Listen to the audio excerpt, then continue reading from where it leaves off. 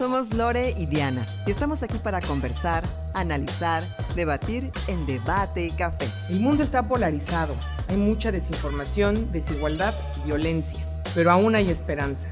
Pensemos diferente, salgamos de nuestra caja de resonancia, veamos la otra cara de la moneda. Abrimos este espacio de ideas, dudas y muchas propuestas. Si las diferencias nos separan, que las convergencias nos unan. Debate y Café. Bienvenidos. Bienvenidas.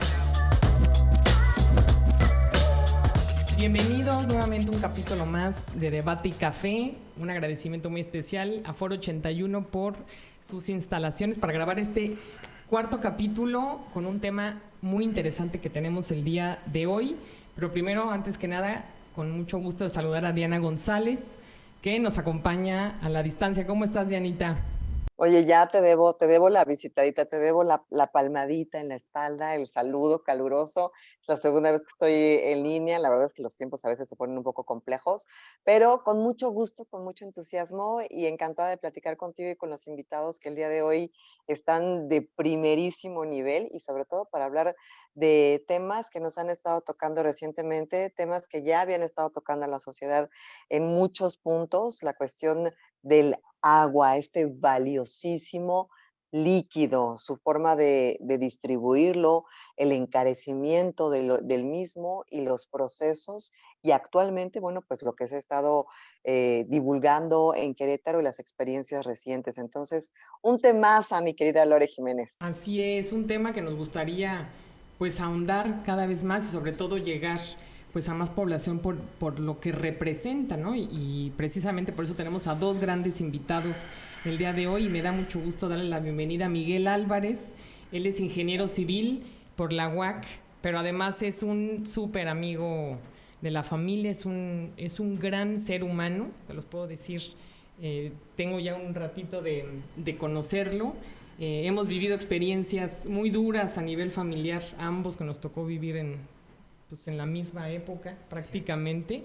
Y bueno, eso nos unió y además yo le tengo una gran admiración a Miguel por todo el conocimiento que tiene precisamente en el tema hídrico. Él hizo una especialidad en Kioto, en Japón, y además logró patentar un programa que tiene un proyecto muy interesante que se llama Presas Bajo Tierra, del cual ya tiene un libro, ha ganado varios premios, muchos reconocimientos aquí por la sociedad civil queretana y además a nivel internacional. ¿Cómo estás, Miguel? Pues bien, Lore, muchas gracias. No, muy al contrario, un gusto saludarte y muy amable por el espacio, no, al por la invitación. Gracias. Oye, no, bienvenido, de verdad que qué gusto poder tener este acercamiento contigo, querido Miguel, y gracias a Lore por hacer esta red para que podamos platicar.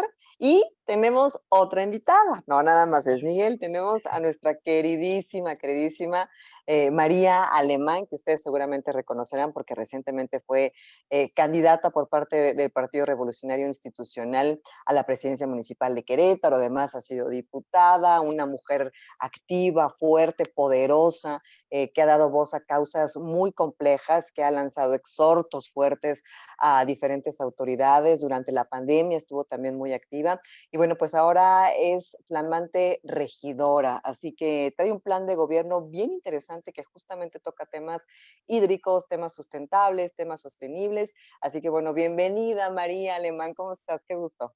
Diana, Lore y Miguel, me da enorme gusto poder compartir este espacio con ustedes. Lore y Diana, muchas gracias por la invitación y pues muy contenta de tocar un tema que creo que debimos de haber empezado a hablar desde hace muchos años, ¿no? Y yo reconozco que hoy se esté haciendo este espacio porque creo que de verdad necesitamos crear conciencia dentro de los ciudadanos, con los ciudadanos y también en la participación ciudadana con respecto al gobierno en todo lo que necesitamos cambiar, porque esa es la realidad. Tenemos que hacer muchos cambios de fondo y estructurales en nuestros hábitos respecto del agua.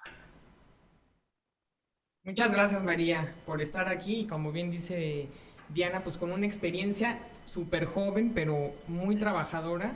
Leímos el programa que hiciste desde campaña con toda esta planeación, con unos datos súper interesantes. Cómo ha crecido la mancha urbana, ¿no? En Querétaro en los últimos años, creo que era de 1970, sacabas a ahora, y 4 veces más la mancha urbana, que ahí nos vamos ahora a iniciar con el tema, un poco conocer la historia de qué ha pasado con el agua, bueno, evidentemente a nivel mundial, pero qué está pasando con el agua, lo que nos atañe, que es ahora Querétaro, que finalmente está conectado. Pero lo que estamos viviendo en estos días, en estas épocas de lluvia, pues es una consecuencia, ¿no? Nuevamente de todo esto. Entonces, bueno, pues Miguel, platicar un poquito de la historia. Sí, con gusto. Hace aproximadamente unos 35 años, el nivel de agua en Querétaro se encontraba entre 50 y 70 metros de profundidad.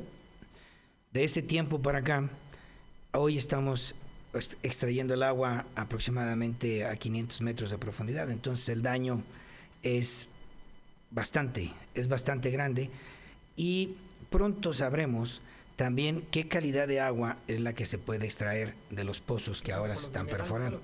Exactamente, minerales o elementos naturales, ¿no? Que pueden ser los más críticos, como arsénico o cualquiera de esos que ojalá y nunca aparezcan en las rocas de aquí de Querétaro. Pero sí, la historia es que el agua en Querétaro también, pues siempre ha sido un problema.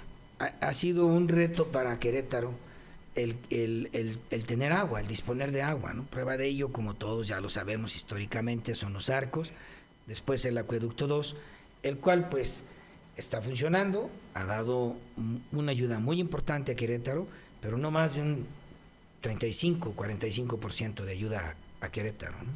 Y hoy pues un poco inoperante debido a que no podemos traer el agua ahorita de la fuente principal, debido a que, bueno, pues está contaminada con las aguas de la Ciudad de México, ¿verdad? Y entonces ahorita es preferible no traer esa agua. No sé si las bombas tengan algún efecto nocivo, no lo creo, pero yo creo que más bien es el hecho de que el agua es mala, es muy mala, es un agua de muy mala calidad. Y bueno, hay tanta que están desfogando ahorita la presa Zimapán por lo mismo, ¿no? Pero bueno, hablando un poco más de historia del agua en Querétaro, siempre ha sido un reto en Querétaro el agua. Pero lo más importante es que ese reto no se ha tomado por las instituciones académicas como un reto importante de vida y secuencial, sino que sí se tienen estudios muy formales desde que se empezó a notar el abatimiento fuerte de los acuíferos de Querétaro, ¿no? Pero los estudios que se tienen son muy buenos, son formales, hechos por muchas instituciones muy serias, pero no se le da el seguimiento, ¿no? Y son esfuerzos aislados dentro de la historia de Querétaro. Se tienen estudios muy serios desde que tenían 150 metros de extracción de agua, ¿no? Todos esos me gustaría mucho hacer de una vez ahorita un comentario que hice yo mucho en la Cámara de Diputados y a nivel nacional sobre el hecho de contar con esta información junta y hacer por primera ocasión la Biblioteca del Agua. Esto indica historia, esto da una fuerza muy importante a todos los tomadores de decisiones, pero sobre todo que se analice, que en verdad se tenga ordenada, porque créanme, vuelvo a insistir, hay estudios muy serios que he leído acerca de Querétaro y sirven porque las rocas no cambian en un espacio de tiempo tan pequeño, las rocas cambian en miles de años o millones de años. Entonces los estudios sirven y la propuesta ha sido siempre hacer una biblioteca del agua. Ahí la historia quedaría plasmada de manera ordenada y no tener esfuerzos aislados e información aislada, sino que fuera como un decreto, que toda aquella información y todo aquel estudio que se haya pagado con recursos públicos tenga la obligación de mandar una copia a esta biblioteca. Entonces ahorraríamos mucho tiempo, mucho conocimiento, no hacer estudios dobles, triples o cuádruples exactamente de lo mismo, pensando que hay cambios que no se dan. En geología, geofísica que son las ciencias que actúan directamente en la cuestión del agua, no se dan estos cambios en tan poco tiempo, ¿no? Creo que la historia del la verdad agua... es que, no, y coincido contigo obviamente en todo, digo, eres un especialista, pero hay estudios, hay información, hay estudios académicos, hay profesionales, ahí están los datos, digamos, y ahorita que te escucho, vas a perdonar mi lenguaje coloquial, pero me suena a que el agua es como el sexo, ¿sabes? No se habla de él, ¿no? Digo, todos sabemos que ahí está, pero nadie habla de él, es como, no hables de eso, ¿a poco no? O sea, ni lo menciones, ¿no? Es como si toco madera para que no pase nada, es como un tabú el hablar de esta cuestión del agua, no sé, esa sensación me da, ¿sabes? Porque esta información no es de ahorita, esta información se tiene desde siempre. El estudio topográfico de Querétaro ha existido siempre, es decir, las montañas no se mueven de un lugar a otro, ¿no? O sea, Querétaro está en esta estructura geológica, como dices, desde su fundación, es decir, el crecimiento urbano y bueno, lo que ha pasado con el desarrollo inmobiliario, ¿no? Que de repente es lo que hace que las filtraciones de agua lleguen tan fuertes. Es decir, siempre ha estado esa información, hay estudios, pero hemos ignorado de alguna u otra manera eso que está ahí, ¿sabes? Que es incómodo y que no queremos hablar de él y mejor no lo menciones hasta que nos atrapó y nos rebasó la realidad. No sé, María Lore, esa es la sensación que a mí me da. Sí, María, ¿cómo ves desde la perspectiva, obviamente, pues ya presente, ¿no? Lo que se está viviendo hoy con todo el estudio que hiciste, el recorrido también que hiciste profundo en varias colonias del municipio de Querétaro y con tu experiencia también, sobre todo como diputada federal, ¿qué riesgos ves, qué oportunidades ves, ¿no? O qué camino pudiéramos empezar a aterrizar aquí en Querétaro? Mira, yo creo que como tenemos que dejar muy claro cuáles son las amenazas respecto al tema del agua. Y Miguel no me va a dejar mentir, él es el especialista. Yo he aprendido más bien de él, tuve oportunidad de conocerlo hace algún tiempo, algunos meses, y de aprender de lo que él un poco, de lo mucho que él sabe. Y yo creo que hay que dejar muy claro, hoy paradójicamente en Querétaro, por un lado, tenemos un riesgo alto de inundación. Alrededor del 65-67% de la mancha urbana tiene riesgos altos de inundación. Pero, por el otro lado, paradójicamente, como lo digo, también tenemos escasez de agua. Y dicen muchos estudios, seguramente Miguel tendrá más datos al respecto, que justamente lo que acabamos de vivir hace algunos días es la consecuencia de este proceso de cambio climático en donde cada vez habrá menos lluvia en el sentido del tiempo de lluvia, pero mucho más cargadas, ¿no? O sea, mucho más potentes, con mucha más agua.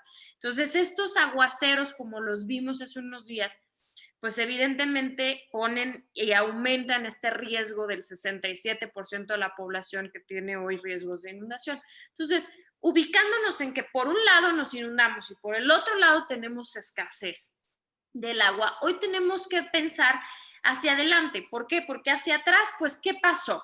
Pasó que en los últimos 10 años hubo más de 280 cambios de uso de suelo ambiental a uso de suelo comercial, industrial, y ¿qué empieza a pasar? Pues empieza a hacer una gran placa de concreto, o sea, se impermeabiliza toda la ciudad, de tal forma que ya no hay escurrimiento. Y a la par de que hubo todos estos cambios de uso de suelo que de manera irresponsable de alguna forma, ¿por qué? Porque evidentemente pues la ciudad tiene que cuidar, crecer y desarrollarse, en eso no estamos nadie en contra, ¿no?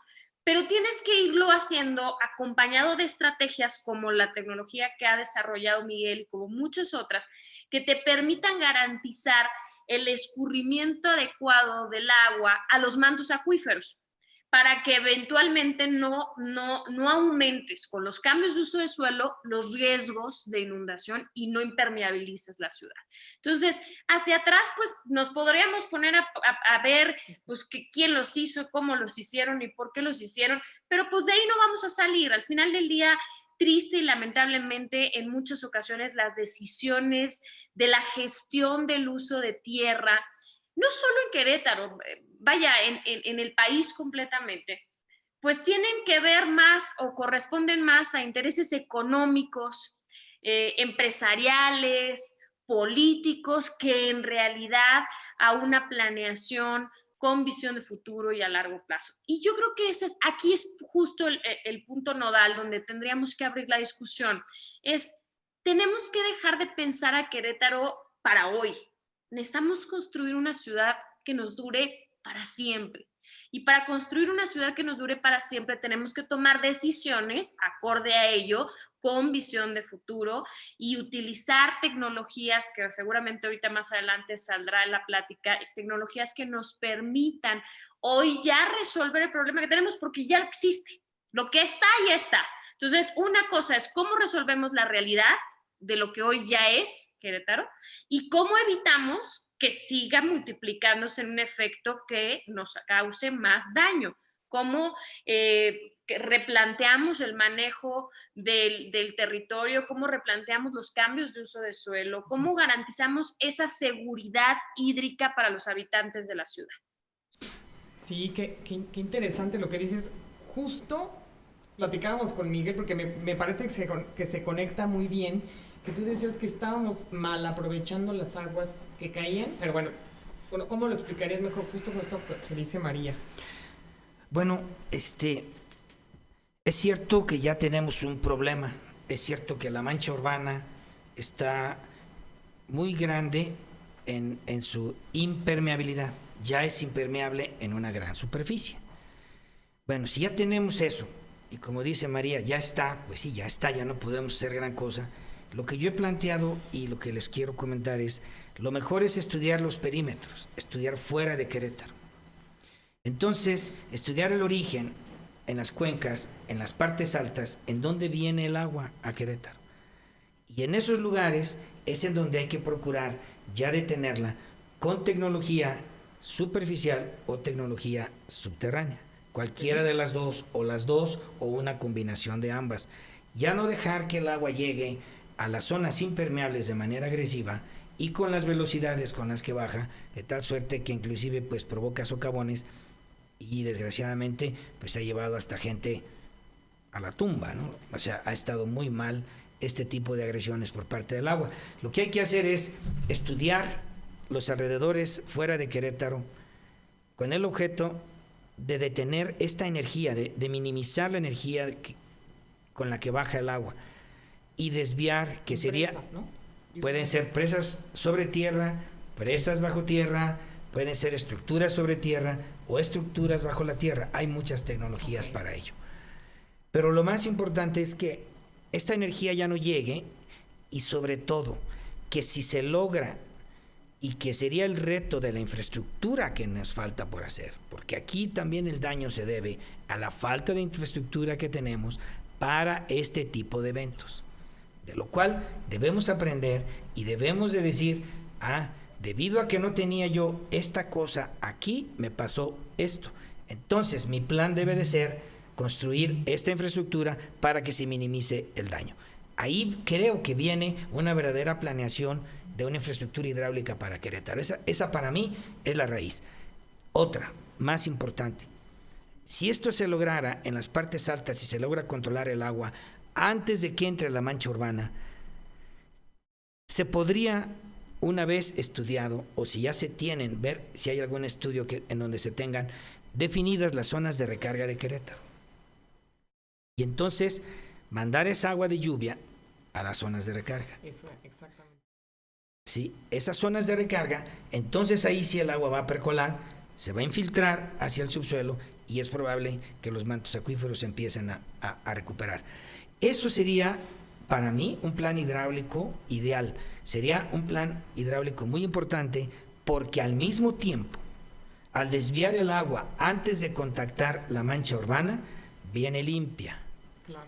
Al contacto con la mancha urbana es muy complejo el que el agua se pueda infiltrar, porque no pasaría, creo yo, ninguna norma debido a la contaminación que sufre inmediatamente en contacto con las zonas urbanas, por todo lo que ya sabemos y por todo lo que ustedes ven en cada lluvia, cómo cambia el color del agua de una manera muy mala. Turbia, sí. Oye, Miguel, pero por ejemplo, ahorita dices, hacer con esta tecnología desde el exterior de la zona urbana. La mancha urbana ha llegado ya hasta los cerros, o sea, ya inclusive atrás de los cerros, ¿no? Ya vienes bajando y hay manchas urbanas prácticamente como parches en muchos lugares en donde, podría haberse instalado esta tecnología o podría instalarse. Eh, ¿Cómo hacer digo, coincido con María, no se debe de pensar en, ya nadie venga, ¿no? Ya aquí nos quedamos y con los que estamos. Entiendo lo que es desarrollo y progreso, lo entiendo muy bien y eso no se puede detener. Pero, por ejemplo, ya hay muchos planes urbanísticos de desarrollo de la ciudad hacia partes altas en la parte externa de Querétaro. ¿Qué se hacen? O sea, ¿cómo le haces? Me explico, todos esos terrenos, muchos de ellos están ya comprometidos, ¿no? Entonces, ¿qué es parte del problema? Decía María, ¿no? Y por otra parte, ¿qué no hay tecnología que se ha desarrollado para que no sea pavimento, para que no sea el chapopote, pues, que es lo que impermeabiliza? Ahora que se desgajó la avenida Candiles, que se hizo el socavón y que desgraciadamente fallecieron estas personas, cuando tú ves la estructura, o sea, ves la línea, digamos, de la estructura de la carretera, es como si fuera un pastel. O sea, la parte de arriba dura es como un betún y tú lo de adentro es la morona del pastel. Yo así lo vi. Entonces dices, estamos sostenidos endebles. No hay realmente una estructura que sostenga. Es como un disfraz, no sé, ¿sabes? Así lo veo.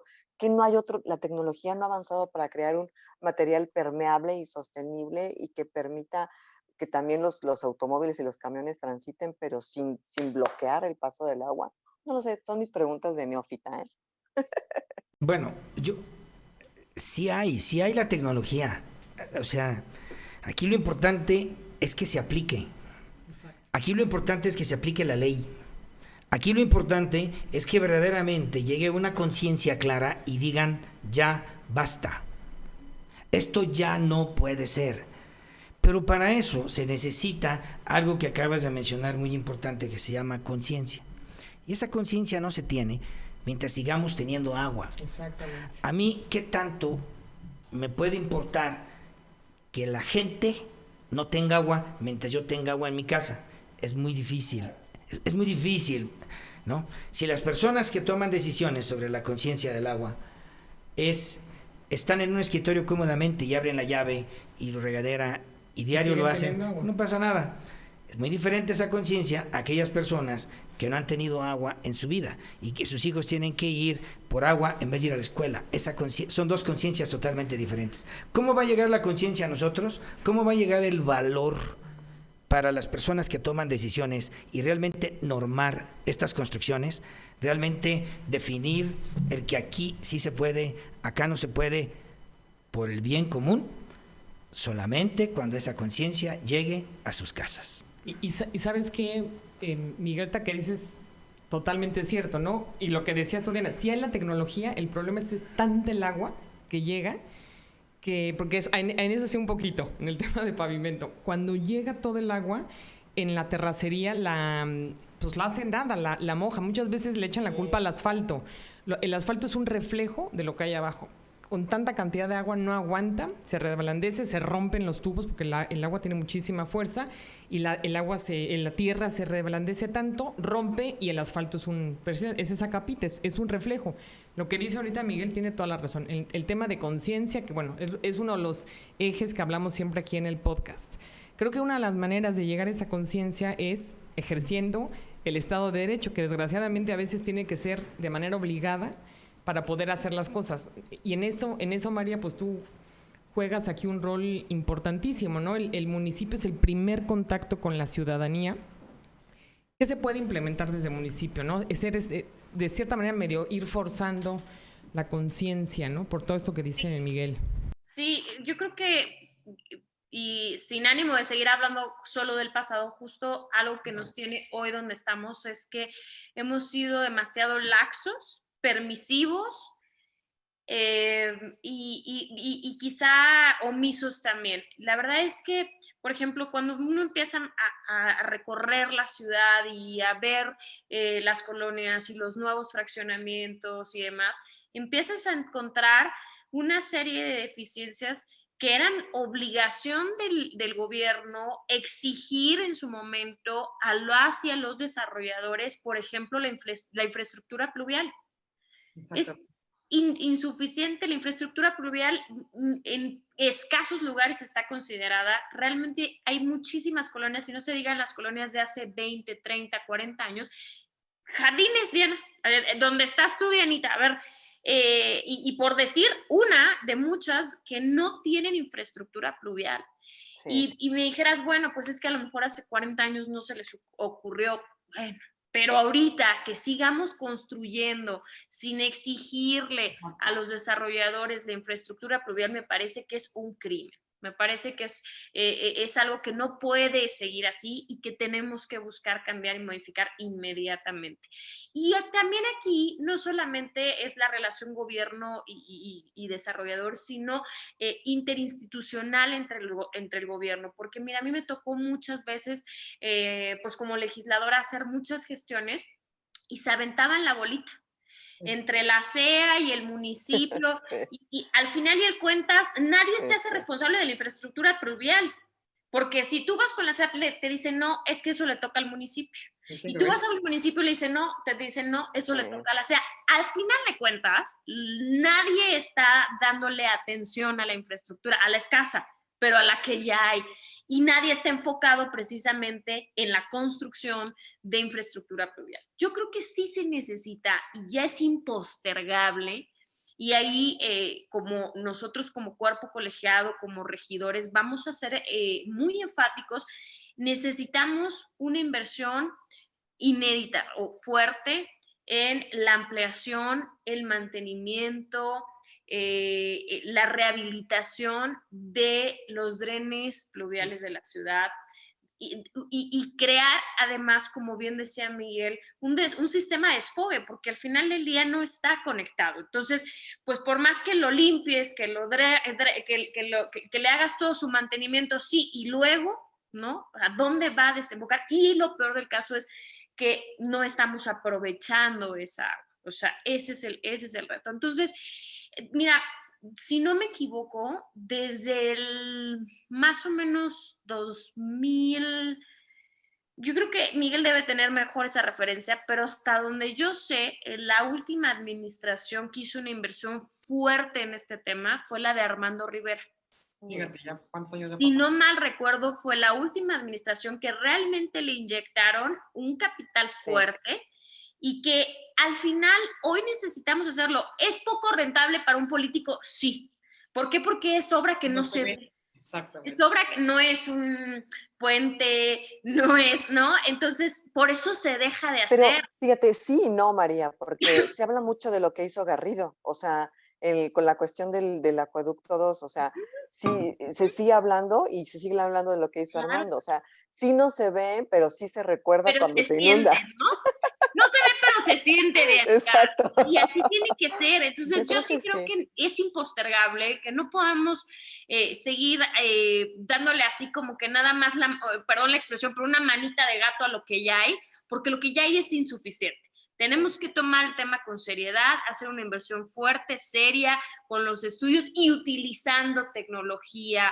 No podemos tampoco seguir haciendo las cosas como hace 20 o 30 años, porque Querétaro no es el mismo que hace 20 o 30. Y ni va a ser, ni va a volver a ser, ¿no? Esa es otra como angustia que tenemos de regresar y regresar. ¿Sabes qué? Hay bueno, ahí ustedes, María y Miguel, sabrán más que yo. Según lo que leí hace un par de días en Bajo Tierra Museo, hay un mapa de riesgos muy claro, público, que podemos consultar de manera abierta y transparente. ¿A dónde voy con esto? Que en el tema de los desarrolladores y de las inmobiliarias, cuando tú vas a comprar o rentar una casa, tú puedes investigar de manera pública en qué zona de riesgo se encuentra ese bien inmueble. Sin embargo, no todo el mundo tiene la opción de elegir. Es decir, normalmente los bienes inmuebles más baratos están ubicados en las zonas más riesgosas. Entonces se vuelve una trampa infame, porque entonces dices, la gente sabía. Pues sí sabía, pero no tenía otra posibilidad, porque los bienes más baratos para vivir están justamente en esas periferias, en donde están en zonas de riesgo. Decía Maukuri en sus recientes declaraciones, hay colonias que no debieron haberse construido nunca. Pues sí, pero pues a la gente no siempre le da el bolsillo para vivir en el campanario, pues, ¿no? O surgen como asentamientos irregulares, Dianita. Ese es un tema, o sea, hoy por hoy todavía cerca del 12% de la mancha urbana son asentamientos irregulares. Sí. Y eso porque ya ha habido un proceso de regularización de otros tantos. Entonces, como bien dices, es necesidad muchas veces el que surge un asentamiento y eventualmente el gobierno va buscando llevarle y acercarle los servicios públicos, pero no es porque planificadamente, y ahí volvemos a lo mismo que comentaba en mi primera intervención, o sea, aquí el tema es, no podemos seguir creciendo sin una planeación, porque incluso para el gobierno es mucho más eficiente y eficaz decir, mira, vamos a crecer hacia allá, hacia la derecha. Pero es que sí hay una planeación, María, pero no participamos todos. O sea, la planeación la tienen los que tienen el conocimiento de para dónde va la ciudad. O sea, sí hay gente que lo sabe, hay gente que le invierte, pero no participamos todos. Y hay gente que sí lo hace con trampa y con cizaña y con saña de decir, pues aquí, oye, pero aquí el ingeniero, ¿no? Que nadie escucha. Oye, pero aquí pasa el caudal. O sea, no te preocupes, aquí le ponemos unos arbolitos. O sea, también hay trampa y hay unos cuantos que tienen las decisiones para dónde va a crecer y para dónde no. Acuérdate de Antea, los terribles socavones alrededor. O sea, todo mundo sabía que eso estaba mal. Y alguien dijo, ¿no? ¿Cuánto cuesta? Y siguió. Yo creo que también hay mucha decisión tramposa, porque volviendo a tu comentario inicial, no se han hecho cumplir las leyes que ya existen. Claro. De hecho, lo que siempre decimos, que el capital no le gane a la ética. Y es muy difícil en un mundo pues ya globalizado, capitalista al 100%, desgraciadamente lo vamos a pagar muy caro esta disasociación con la naturaleza, ¿no? Es decir, a mí no me importa lo que decía Miguel, mientras yo esté bien en mi metro cuadrado, lo que le pasa al de enfrente, pues me vale gorro, ¿no? Miguel, tú has tenido pues muchas oportunidades de platicar con los gobernantes en turno, de poder trabajar en estas mesas de discusión. ¿Cuál crees tú que ha sido el principal reto o el principal obstáculo para que esto pueda fluir? Honestamente, la voluntad política, los intereses y en ocasiones, tristemente, la ignorancia. La falta de conocimiento, claro, de esto y sobre todo de lo que puede llegar a suceder al final del camino, ¿no? Entonces, esos tres factores para mí han sido los obstáculos más grandes, pero el más triste es la ignorancia de las personas que toman decisiones. O sea, hay ocasiones en las que hemos platicado con personas que no tienen idea yo creo que ni del puesto en el que están al final. Difícil, triste, pero real. Entonces yo creo que esos tres puntos son verdaderamente un obstáculo. Tienes toda la razón. Y la verdad lo platicamos, Diana y yo al inicio, que este tema es súper extenso, muy profundo, como bien dices tú, no nada más es una sola vertiente. Y pues por eso nos gustaría, si ustedes están de acuerdo, hacer el siguiente capítulo, que podamos seguir platicando con ustedes del futuro, de la integración ciudadana, que es tan importante, lo que ahorita dice Diana. ¿Por qué no participamos? ¿Qué hace falta para apretar ese botón de las emociones que nos haga preocuparnos pues por el resto de los ecosistemas?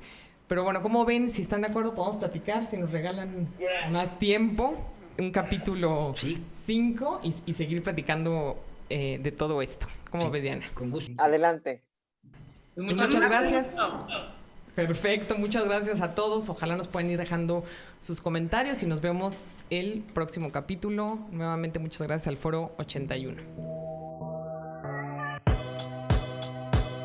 Somos Lore y Diana y estamos aquí para conversar, analizar, debatir en Debate y Café. El mundo está polarizado.